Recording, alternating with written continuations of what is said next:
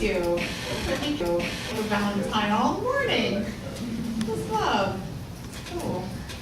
I'm going to tell you a love story. Kind of in honor of Valentine's Day. Valentine's Day, the people in the room who've known me the longest will tell you, it is my favorite day of the year. It has pretty much always been my favorite day of the year, and as we get to know each other better and better over time, you'll figure out why it's my favorite day of the year. But before I tell you that love story, I want to just talk for a minute about love itself. I could probably talk for a month of Sundays about the topic of love. I'll probably be doing messages about love for the entirety of my ministry because God is love. And as I said last week, love is my religion. Love is what guides my life and what helps me make the decisions that I need to make. I believe that our experience of love is our most direct experience of feeling God itself. So many spiritual teachers have written about this truth, that God is love. Hafiz, who was a Persian Sufi poet, wrote a lot about love. If you've never read his poetry, I invite you to, because it's just like a Valentine to the world. And here's one of his quotes that speaks it perfectly. He says, "The subject tonight is love, and for tomorrow night as well. As a matter of fact, I know of no better topic for us to discuss until we all die." Love. So it was brought to my attention this week, actually, that in Sanskrit there are 96 different words for love. 96. In the Persian language, they have 80 words for love. Greek even has 3, but English, we just have this one word that we use. And Eskimos have 30 words for snow. And they have so many words for snow because it's a matter of life or death for them to understand what is the quality of the snow that they are dealing with, what is the element at hand. And I wonder how expansive our experience of love would be if we had a language that supported that relationship to it, if we were paying so much attention to it that we had a different word for each little difference in the love that we were having to describe at that moment. 96 different words in Sanskrit. So what we do in English is we just add adjectives and adverbs to the word love to kind of describe it. We really try very hard to categorize most things in our life because that's how we understand it better and communicate it better, so we categorize it. So we may only have one word for love, but we can certainly categorize it in lots of different types. So like we have parental love, and then we break that down further. We'll say we have mother's love or father's love, or we have platonic friendship love, and we have brotherly love, we have romantic love, we have passionate love, we have puppy love, and I guess we have kitty love if we have puppy love. They're the cat people, and the truth is that all of it is God's love of itself. Love is love. And Ernest Holmes, who is the founder of our philosophy, said this about love. He said, "Love is within us. It cannot be destroyed. It can be ignored. To the extent that we abandon love, we feel it has abandoned us. Denying love is our only problem, and embracing it is the only answer. Through the power of love, we can let go of past history and begin again. Love heals, love forgives, and love makes whole." That's what Ernest Holmes said. And he goes on to define love and give a firm definition of it. He says, "Love is the impartation of the divine through the human." And he clarifies, God is love and love is God. The impartation of the divine through the human. The giving of God itself by human beings. That's what love is. To impart or give of God through our life, I think that's the purpose of our life, is to be the God in every situation, in every relationship, in every opportunity that we have, to be the love. So let me tell you this story about love.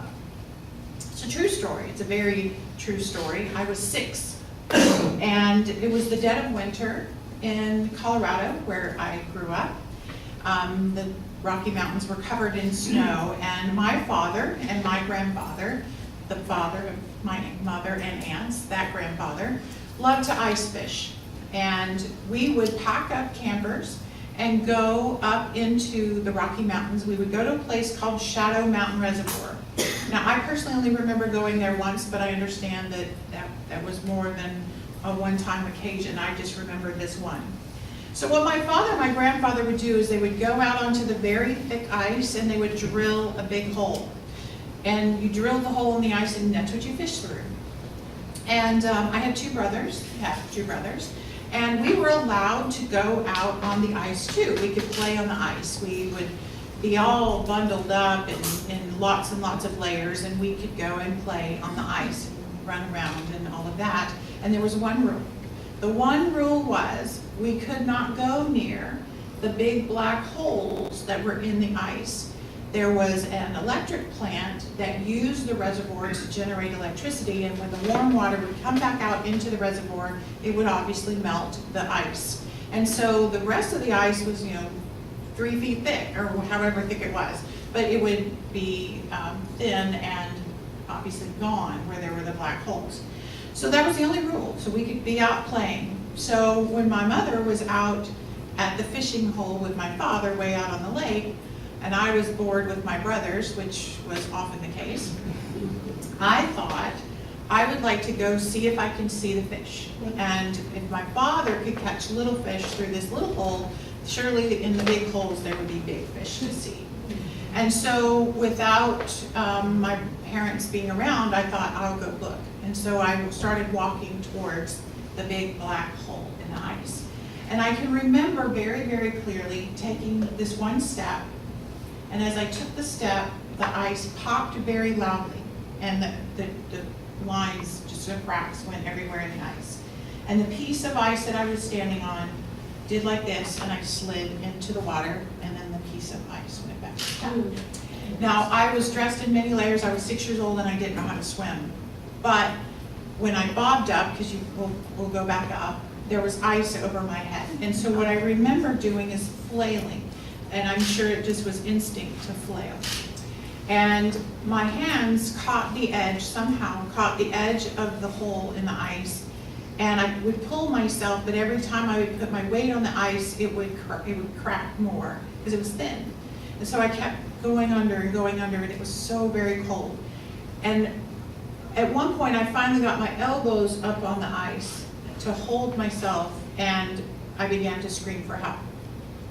Now, I could see my parents in the distance, but between me and my parents, there was a fisherman who was another person doing that crazy thing called ice fishing. And he saw me first. And so he ran towards me, but he stopped short of the thin ice, and he took his scarf off, and he was trying to get me to grab his scarf. And I just was crying, and I didn't want his help. I just wanted my daddy. And that's what I was saying. I just want my daddy. I just want my daddy. And finally, my father turned and saw me in this situation and began to run towards me. Now, he didn't hesitate. He kind of stepped over, in my memory, around the fisherman over him, grabbed me by my shoulders, got me out of that frozen water, and handed me to my mother, who whisked me away to the camper, where she peeled my frozen clothes off me, because by the time we got from the water to the camper, it was frozen. So she, took all of my frozen clothes off and warmed me up, and where I stayed probably for the rest of the time we were there. And that experience at Shadow Mountain Reservoir was a very important part of my growing up. And the reason the details of the story are so familiar is because I told the story a lot. And it's a story that so many people could relate to on many levels. And I believe that we have all been all of the characters in this universal story. It's a symbolic story. So let me break that down a little bit. We have all been the child in the story. Think about it. How many times in your life have you made choices against our better judgment against what we have been instructed to do. How many times have we walked around on the thin ice of a life lesson and gotten ourselves into a situation that kind of got the best of us? You know, where in your life have you made a choice and had to face consequences that would forever change the trajectory of your life?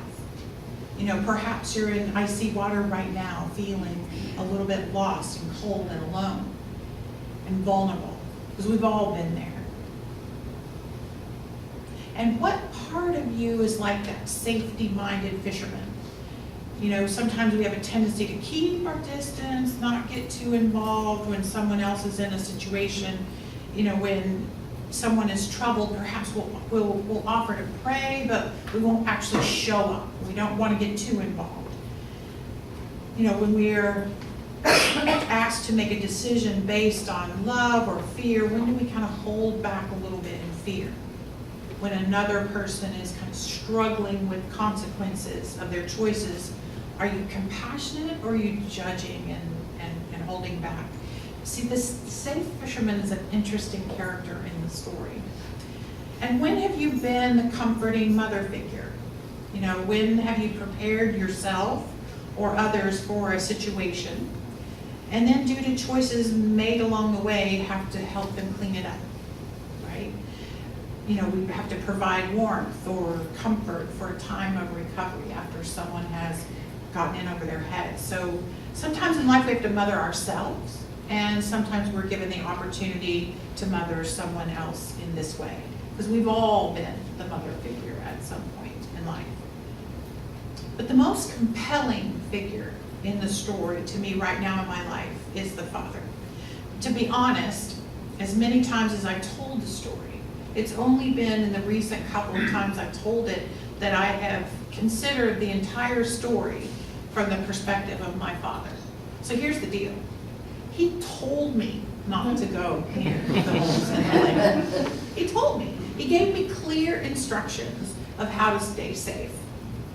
He made sure I was dressed warmly and I had things to play with, I had brothers to play with. You know, he had done everything he felt he could to ensure that nothing bad would happen.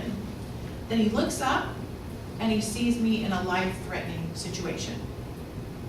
He could have hesitated. He could have said, well, serves her right. You know, he could have gotten stuck in judgment and condemnation. He didn't do any of those things, not for a single second. He broke into a dead run over that ice. He jumped over the fisherman and he grabbed me. He allowed love to guide his actions and decisions. His love for me set aside his own safety concerns. His love lifted me out of that deadly, icy water, and he moved me to life-affirming warmth. Let me be clear. I'm not illustrating duality. I'm not illustrating a belief in a father like God. That's not what I'm saying. I'm illustrating that love is God. You know, Karen Drucker sings that song, love that heals, love that sets us free. There is only love. My father allowed the love within him to guide him that day.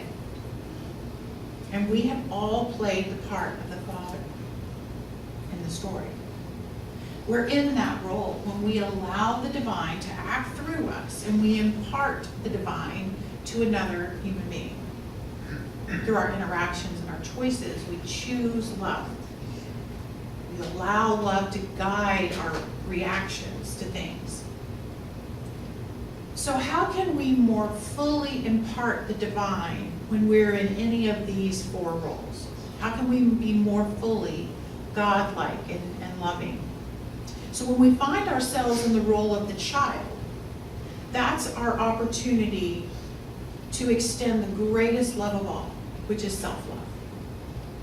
When we find ourselves in those situations, we must fall into self-forgiveness and compassion towards our own selves.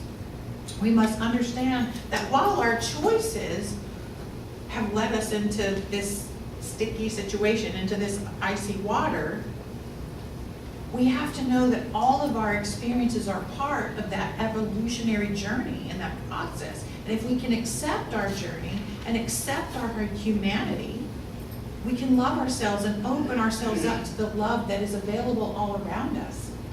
When we close ourselves off in self-judgment, we close ourselves off from all the love that's out there. And when we find ourselves in the role of the safe fisherman, when we're witnessing another person's consequences, we can literally fall on our knees in compassion. You know, when we're watching the television news and we see things that are troubling and outcomes that we really don't want to see, we can allow the love of God to flow through our hearts and extend it towards all of humanity. And we can do whatever we can to demonstrate that love literally. We can send a check, we can volunteer, we can pray, we can do something to impact something similar in our own community, do something locally that will make a difference in the big picture. But most importantly, we can suspend judgment, because all of those things will just keep that love flowing through us. And when we're in the mothering position, we can allow love to guide our steps in a supportive role. We can provide deeper care as we help ourselves or another prepare for the adventure of life. And we can be waiting with generous warmth and a listening ear when one gets stuck and needs a place to rest and regenerate, because God shows up in the universal mother. And when we have the opportunity to play the role of the Father in the story of life, we can allow love to guide our choices and our actions. We can make a difference in a tangible way. We can lift another spiritually and sometimes lift them literally by allowing God to work through us. Love is all there is. In biblical times, the ancient Jewish people tried to capture their understanding of God, and they wrote. And I believe in Psalms 40:2, the writer was trying to describe this universal experience when he wrote this. The scripture says, "He lifted me out of the slimy pit of the mud and mire. He set my feet on a rock and gave me a firm place to stand." So if you substitute the word he with the word love, which is a name for God, you read it like this: love lifted me out of the slimy pit of the mud and mire. Love set my feet on a rock and gave me a firm place to stand. Isn't that what love does? Isn't that what love does? When we get down into that slimy pit of mud and mire, you know the place, that slimy pit of self-loathing and the mud of self-judgment and the mire of non-forgiveness, the icy water of poor choices. Any place where you forget that you're part of the divine, you're in that mud and mire. Anytime you believe you're separate, anytime when you've lost the knowing that you are an integral part of the fabric of oneness, when you forget that, anytime you've settled for good enough, anytime you're making decisions from a place of fear and self-ego protection, that is the slimy pit of mud and mire, and we've all been there. Love is the only thing that can lift us out of that. Love of others, yes, but most importantly, love of self. Remember what Ernest Holmes said, denying love is our only problem and embracing it is the only answer. So when do we deny love? We deny love when we close ourselves off, when we've been disappointed, when we have unmet expectations, when we feel unworthy and ashamed. That's when we cut it off. Whenever we interpret one of our life experiences as failure, we just shut ourselves down just a little bit more to love. And when we're experiencing those kinds of feelings, we close ourselves off and we think we have to protect ourselves. And there are two ways out of that icy water: forgiveness and gratitude. Forgiveness and gratitude are two ways that we experience love. And both of them literally lift our vibrational energy. And both of them are highly personal spiritual practices that focus on self-love. Forgiveness and gratitude are two ways that we experience love, and both of them literally lift our souls. Forgiveness and gratitude. You know, I could have died that morning when I was 6 years old. I could have died. And one thing that could have killed me was my fear of being in trouble for breaking the rules. I could have just said, oh, I better not even draw attention to myself in this situation. But some part of me understood that my father loved me beyond his disappointment in my young naivete and innocence of the danger. He loved me more than that. He would help me because I knew he loved me. His love is what made him step right into the danger and grab me. His love is what made him different than the man trying to grab his scarf. That's what made the difference between those two characters.